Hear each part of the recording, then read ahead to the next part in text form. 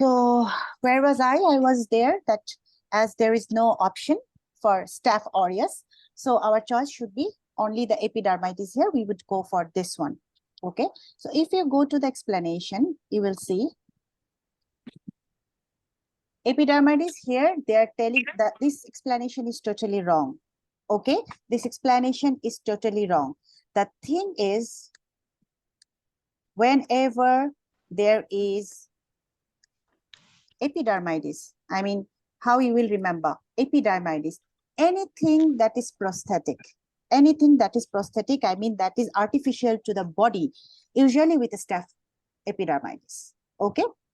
So if there is a prosthetic valve, first 2 months, it is still a foreign body to your body, foreign body to a person.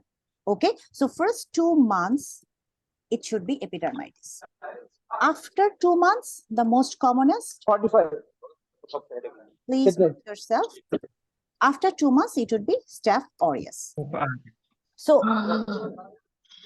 please, whoever not mute yourself, you can unmute yourself if you want to tell anything, okay, dear? So the basic thing is that the easiest way to remember, even with infectious disease, okay, whenever there is any kind of artificial thing in your body that is not the part of your body, yes, the infectious most common causative agent, it could be that epidermitis.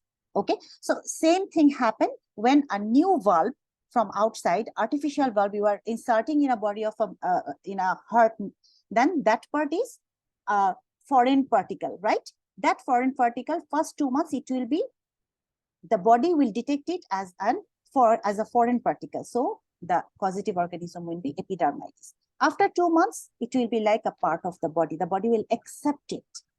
That time, as usual, the Staph aureus. So the question, whenever they are asking what is the most commonest organism, okay, if they are asking what is the most commonest organism of infective endocarditis, it is always Staph aureus. Okay, unless otherwise what, please stop your video because it's being recorded for your personal safety. Okay, but if only there is prosthetic valve first 2 months, then yes, the most common organism will be epidermitis. That is it. Okay, causative organism of epidermitis, I mean infective infective endocarditis, you will have question.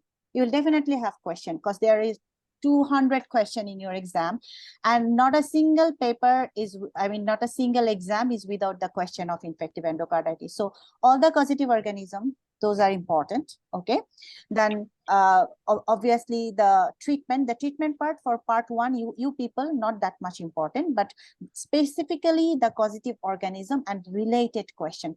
Like another question you will get so many times, like the dental procedure. So whenever with the dental procedure, what are those causative organism? Anyone, Staph please? Viridans, right? Viridian. Yes. So viridans.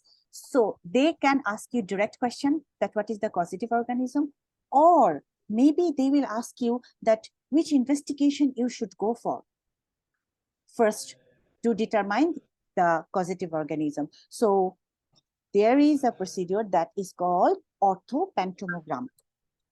This is a radiograph of the dental, of the teeth. This could be also your question. Okay, this is out of your past medicine, but I have got the question in past paper, so I'm mentioning that. Okay, so let's go back. Let's go back.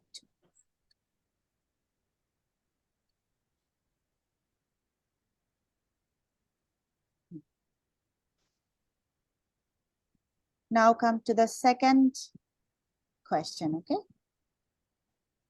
so again, the question, which of the following is the patient most likely to have taken cyclizine, diphenhydramine, domperidone, metoclopramide, or dansetron?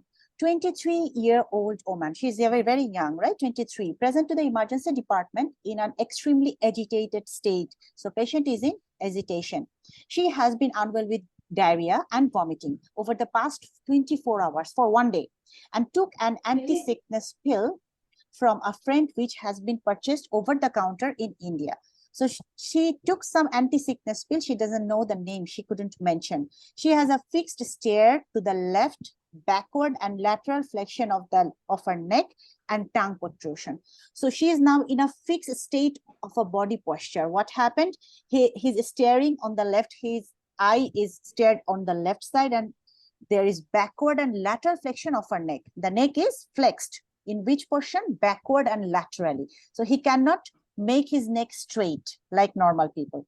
And tongue is protruded. Tongue is hanging outside, which could be the pill that actually she has taken, that this is the side effect. What is this? Yes, extrapyramidal symptom of the Yes, this is the Metoclopramide. very good. metoclopramide. And what is this condition actually? The name I want to know. This is oculogyric crisis, right? Ocular, the muscles of ocular, this is involved. This is the oculogyric crisis. So very good. This is metoclopramide. Can anyone tell me metoclopramide? Okay, already explanation. Which receptor actually it is working on? Metoclopramide. Dopamine antagonist. Yes, Dopamine dopamine antagonist. Dopamine antagonist, this D2 receptor, metoclopramide are working on the same receptor, domperidone also working. But Yes. this extrapyramidal effect is more with metoclopramide, right? It is more prominent with this metoclopramide. Okay. You have also question from gastroparesis. So there is a question, a patient diabetic. Listen to the question carefully. Patient is diabetic since last 15 years. Okay. Now she came to you, she's having bloating. She's telling she's not passing the bowel every day like she was doing before. Now she's having like constipation on and off.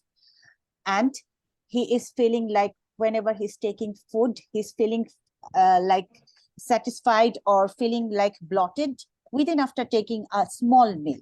Okay. So his gastric is not moving in a good way. So this is what? This is the gastroparesis. Very good. So in case of gastroparesis, what should be your drug of choice? Yes. Metoclopramide. Metoclopramide is if there is metoclopramide, domperidone, better to go with metoclopramide. Okay. And also if the option is nothing is there, erythromycin is there. Very good. Very good. This could be also your answer. And this is a very important question we have in our MRCP part 1 exam. Okay. Now come to our next question. So this is the way, whenever you have any word in front of you, you should correlate with all the other things that you know about it. Metoclopramide, okay. Anywhere else I know that it should be used like that. So that's why I'm always telling, try to solve the question with your friends in a group. Better with the, I mean, when you are doing it alone, it's not that much effective when you are doing with more people, because more people, more conception and more revising, more revision. Okay. Okay. Going to the next one.